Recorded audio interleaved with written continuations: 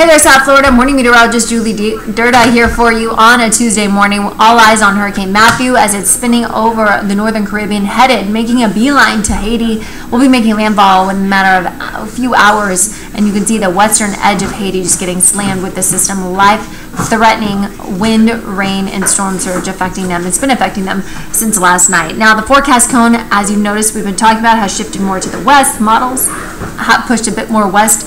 So therefore, the National Hurricane Center has put parts of Miami as well as Broward completely in the forecast path going into Thursday and Friday. Today, we are expecting a mix of sun and clouds. Temperatures will be in the lower 90s by the afternoon. Grab that umbrella. We won't see widespread showers and storms, but we can't rule out that chance of some heavy rain due to the sea breeze developing and plenty of available moisture associated with a stalled out front just to the north of us surrounding our area.